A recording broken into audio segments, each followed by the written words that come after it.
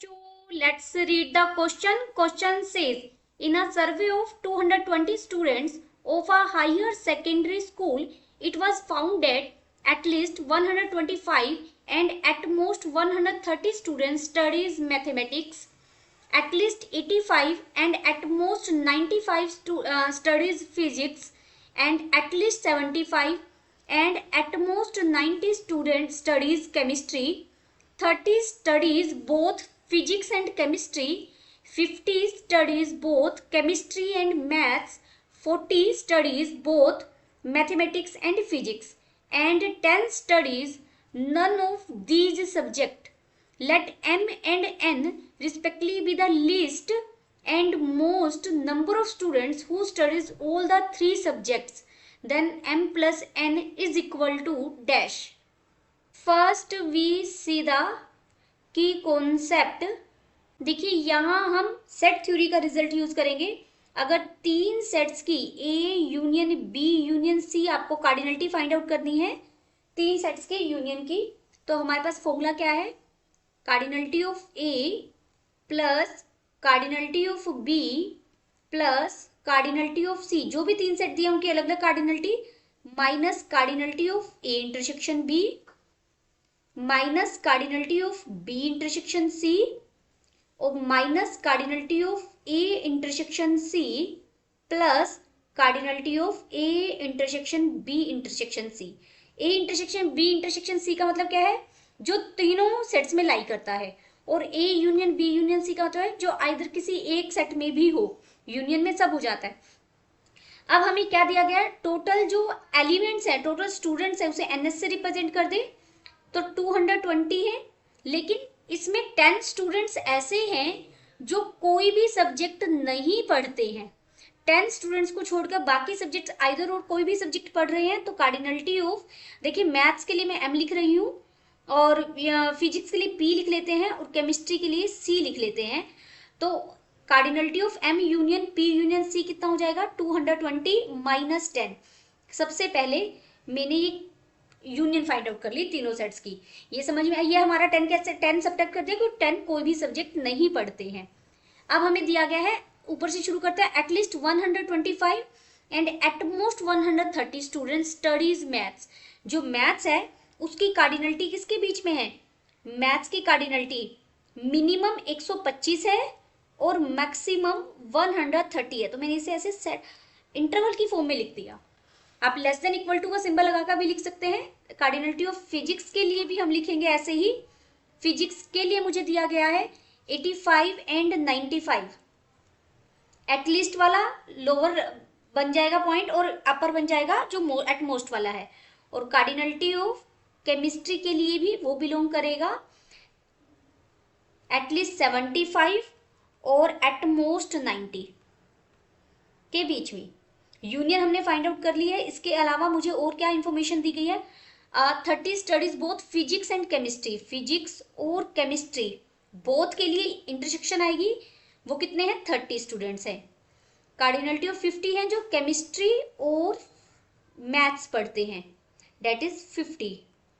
और 40 स्टूडेंट्स ऐसे हैं जो मैथ्स और फिजिक्स पढ़ते हैं, यानी मैथ्स की इंटरसेक्शन फिजिक्स के साथ लेंगे, डेट इज 40. अब हम अगर लिखें कार्डिनलिटी ऑफ, देखिए यही फॉर्मूला, बस ए की जगह एम सेट है, इसकी जगह पी है और इसकी जगह हमारा क्या सेट है? सी. तो कार्डिनलिटी यहाँ मैं सीधा इसी फॉर्मूले का यूज कर लूँ तो 210 हो जाएगा क्योंकि तीनों की यूनियन 210 है. और राइट हैंड साइड में कार्डिनलिटी ऑफ ए बी और सी मुझे नहीं पता है तो मैं इसे summation N of M plus N of P, क्योंकि हमें एग्जैक्ट नहीं पता ना इनमें कितने कितने मेंबर है फिजिक्स केमिस्ट्री और मैथ्स में, minus P intersection C 30 minus 50 और माइनस 40 हो जाएगा, प्लस कार्डिनलिटी ऑफ ए यानी M intersection P intersection C मैंने लिखा. इतना आपको क्लियर है? अब यहाँ पर हम इसकी वैल्यू निकाल लें क्योंकि मुझे एटलीस्ट ऑल द 3 सब्जेक्ट्स को स्टडी करते हैं उनके बारे में फाइंड आउट करना है.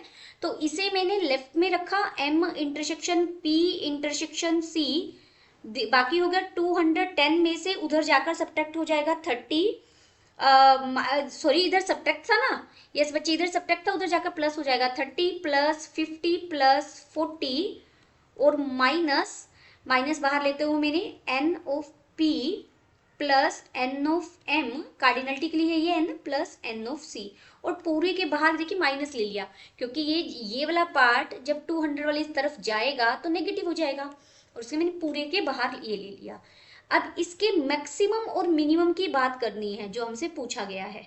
देखिए cardinality of M intersection P intersection C maximum, पहले मिनिमम की बात कर लेते हैं। ये मिनिमम कब होगा?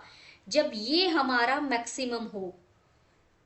ये मैक्सिमम सब्ट्रैक्ट, देखिए ये चीज सब्ट्रैक्ट हो रही है, ये तीनों तो प्लस, यहाँ प्लस आएगा, सॉरी ये तीनों तो प्लस हो रहे हैं। जब आप ये सब्ट्रैक्ट कर रहे हैं, अगर ये आप मैक्सिमम सब्ट्रैक्ट कर दें तो आपके पास मिनिमम बच जाएगा, यानी 210 प्लस 30 प्लस 50 प्लस 40, 330 हो गया वैसे ये टोटल, माइनस इनका जो मैक्सिमम वैल्यू है वो ये है 130, 95 और 90। क्या क्या है? माइनस 130, माइनस 95 और माइनस 90। तो यहां से M intersection P intersection C की कार्डिनलिटी कितनी आ जाएगी? 15 आ जाएगी। 330 से 315 आप सब्ट्रैक्ट करेंगे। अब हम बात करते हैं cardinality of M intersection P intersection C maximum क्या होगा। देखिए जो तीनों में बिलोंग करता हो वो किसके इक्वल होगा? Minimum of cardinality of M intersection C, cardinality of M intersection P and cardinality of P intersection C.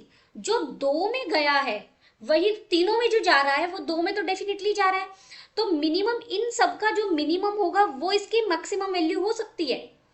जो इनका मिनिमम होगा बच्चे, देखिए यहाँ पर एम इंटरसेक्शन सी हम तीनों वैल्यूज लिख लेते हैं। मुझे एम इंटरसेक्शन पी दिया था 40 और एम इंटरसेक्शन सी दिया था 50, ये है 50 और ये है 40 और ये है 30। पी इंटरसेक्शन सी में 30 ही कॉमन एलिमेंट है, अगर हम m को भी इंक्लूड करेंगे हो सकता है इनमें से m में भी आए तो 30 ही हो, 30 से ज्यादा तो हो नहीं सकते। अगर तीनों में 30 से ज्यादा हो गए तो cardinality of p intersection C 30 नहीं होगा, तो इसकी मैक्सिमम वैल्यू 30 हो जाएगी। अब हमें दिया गया है कि जो मिनिमम वैल्यू है, जो मैक्सिमम वैल्यू उसे हम n बोलेंगे, देयरफॉर यहाँ m तो मेरा 15 हो गया और n मेरा क्या हो गया? 30। दिस इंप्लाइज, हमसे पूछा क्या गया? m plus n, m plus n आप करेंगे तो हमें 45 मिल जाएगा। 45 इसका फाइनल आंसर हो गया हमारा।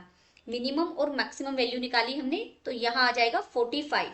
Hope you understood it well. Best of luck.